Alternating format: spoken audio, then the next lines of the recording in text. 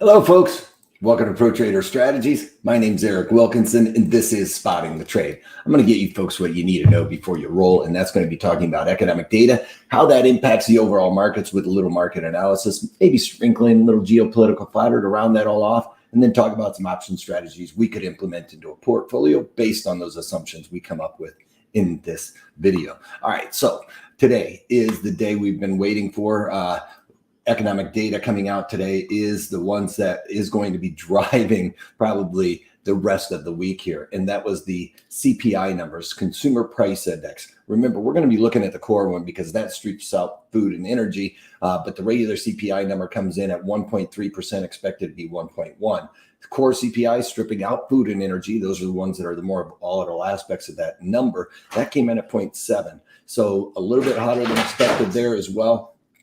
Something to note here, the Fed is going to be looking for this core CPI number to come down before they ever start thinking about slowing the rate increases here. As a matter of fact, after this economic data point, Fed fund futures went from about a 38% probability of a 75 basis point increase at the next meeting. That jumped dramatically, almost to 50%. Right on this economic data point. So it looks like a 75 basis point move is or hike for the Fed fund futures is imminent. That's going to be coming out in about 2 weeks because remember, today we get the beige book. This is the big book that everybody's going to be looking for because it is a culmination of all the economic data points that we've seen to this point.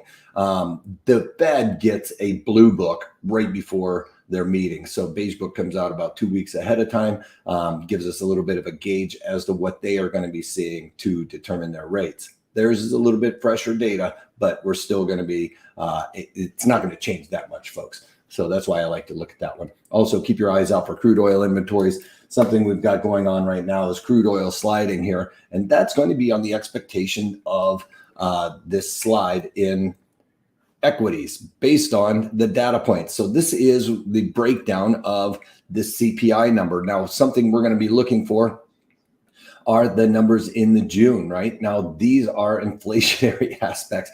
And if you look at food just energy for that part, you heard me talking about this time and time again, folks. The thing that's driving inflation is energy or crude oil.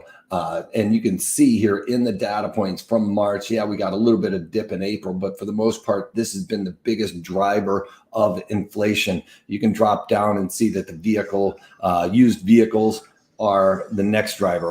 Whereas new vehicles there, still continuing to climb. We did see a little bit of dip in March, but for the most part, continuing to see the used cars holding their value, and that's due to the chip problems that we're having.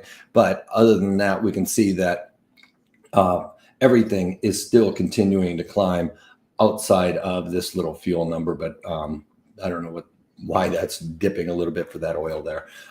So we can see energy is the key driver to this inflationary environment that we're in. So one thing I've been talking about is we've got to lower those inflationary pressures. The best way to do that is open up the oil fields, folks. This drive to electricity, we could even see that electricity prices were moving higher. That was inflationary. Why? Because how do we create energy? For the most part, it is through fossil fuels. Some of those are going to be driving with the turbines with natural gas. Now, remember, if we're not fracking, we're not getting in natural gas like we were. All right. So that's going to limit the supply there. So all of those prices for energy are increasing. So the Fed is going to have to try to slow that. And listen, raising interest rates, folks, is not going to slow crude oil very much. It's going to be a lack of supply that's really the driver of that market there. All right, bonds, they are coming off. Why? Because Fed's going to increase interest rates. It's increasing the probabilities. That's got to send these prices lower. Remember, folks, we've talked about this time and time again here. When we are looking at prices here in the bonds, what we're looking at is when bond prices, if we're looking at price here, so we've got price, If prices are increasing, that means interest rates are going down. Now, we know the FOMC, which is the Fed, is increasing interest rates on Fed fund futures. Let's say interest rates on Fed funds, right? So if Fed funds are going higher and all of the other interest rates are based on that, well, folks, that means that the long end of the curve is going to see some weakness here, because as we are going to try to lift this side, that means interest rates start going higher, then that means this should be pushing back down to the downside. And that's what we're starting to see. We're starting to see the bond price come off and interest rates probabilities start to move higher there. Now, this is why I've been talking about every time we get a bond rally, we should be looking to do some covered calls, lower the overall cost basis in that portfolio. So please make sure you guys are paying attention to the bond portfolio videos on how to lower that cost basis in your portfolio, because price is what's being reflected in your portfolio, folks.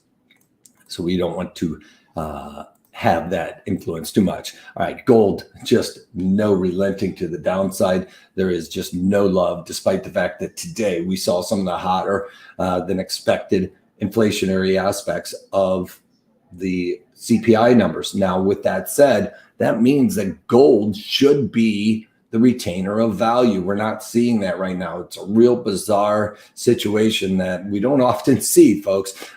This is something that we're going to be talking about for quite some time, that for once, we're not seeing gold be an inflationary gauge or a retainer of value when the markets are in turmoil, if you will.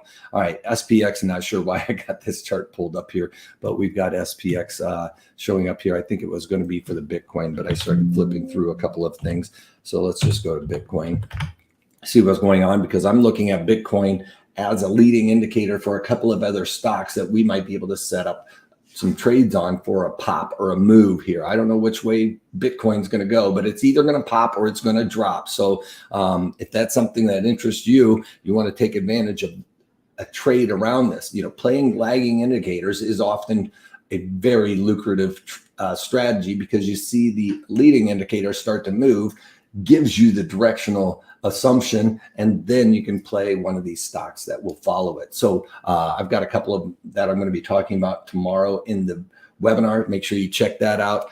Bitcoin is going to be the focus of what this talk is about. I don't know which way it's going to go. I have a feeling it's going to go to the downside, but it doesn't matter. I'm going to play it to both directions there.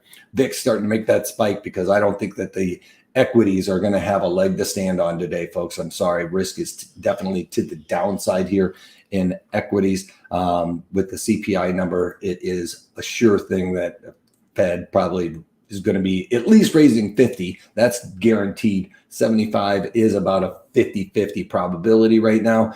So that means equities are going to start having a bit of a tantrum here. So market's going to be risk to the downside. I don't think institutional traders are going to come in here, folks, after seeing that CPI number and feel very confident about buying today. So again, equities to the downside. You can see on the economic data point, there was a little bit of hopium going on in the markets, but CPI, that's just the big wet blanket on the markets today. I don't think that we can shake that, folks. So if you've been playing along, we've been talking about this. Markets, when they're rallying, we're looking for covered calls on just about anything, whether that's the bonds when they're rallying or the equities when they start to switch. If the equities are rallying, that means the bonds are selling off. We're doing covered calls in equities and getting out of the covered call strategies in the bonds. So we're constantly rotating this right now, because we're playing this risk to the downside here.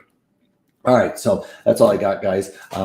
Check it out. Make sure you guys smash that like button for me. If you have any questions, comments, throw it in there. I do circle back around and make sure everybody's clear of concept. And hey, for some of you guys that have been playing along, I know that folks actually watch these days later.